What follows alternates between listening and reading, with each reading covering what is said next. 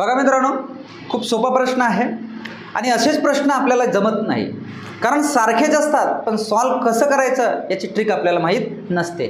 समजून घ्या. इथं वर्गमुळात 5 गुणिला वर्गमुळात 5 गुणिला वर्गमुळात 5 गुणिला वर्गमुळात 5 हे चाललं इन्फिनिटिव्ह बरोबर क्वेश्चन मार्क आहे. आलं लक्षात? आला इथं क्वेश्चन मार्क. आता इथं काय दुसरा प्रश्न की वर्गमुळात 5 गुणिला वर्गमुळात 5 गुणिला वर्गमुळात 5 गुणिला वर्गमुळात 5 बरोबर क्वेश्चन मार्क. इथं इन्फिनिटिव्ह आहे, इथं इन्फिनिटिव्ह नहीं आहे. मग दोनों सॉल्व कैसे करायचं? कैसे सॉल्व करेंगे इसको? बहुत ही सरल तरीका है. इसके पहले भी वीडियो में मैंने बता चुका हूँ कि इसको अगर ये इन्फिनिटिव्ह आहे, हे जर इन्फिनिटिव्ह असेल तर जो वर्गमुळात अंक असेल तोच आन्सर असेल. म्हणजे याचा आन्सर काय आहे? 5 बरोबर. पण जर हे अंक कंटिन्यू अशा स्वरूपात असतील आणि ते इन्फिनिटिव्ह जर नसेल तर तेव्हा काय करायचं? किती अंक आहेत? 1 2 3 4. तर 4 वेळा 2 लिहायचं गुणाकाराच्या स्वरूपात. 2 गुणिला 2 गुणिला 2 गुणिला 2. आलं लक्षात? कसं केलं आपण? 2 गुणिला 2 गुणिला 2 प्रत्येक प्रश्नात 2च लिहायचं.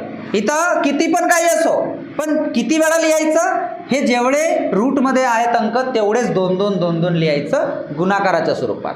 आलं लक्षात? मग याचा गुणाकार करा. 2 दुनी 4 दुनी 8 दुनी 16 आलं. आता काय करायचं? हे जो अंक आहे याला घ्यायचं, इथं जो अंक तिथं आहे, आणि याला द्यायचं घाताच्या स्वरूपात. खाली 16 लिहायचं, हा जो आलेला आहे, आणि त्याचं वर लिहायचं 15, एक कमी. म्हणजे 5चा घात 15/16 हा आला तुमचा फायनल आन्सर. समजलं? अजून एकदा बघा. जेवढा इथं 5 5 5 5 आहेत तेवढेच किती लिहायचं? 2 2 2 2 गुणाकाराच्या स्वरूपात. तेवढा गुणाकार करायचं. जो काही येणार तो 5चा घाताच्या स्वरूपात लिहायचं, आणि अंश हा घातपेक्षा 1 कमी लिहायचं. समजून घ्या.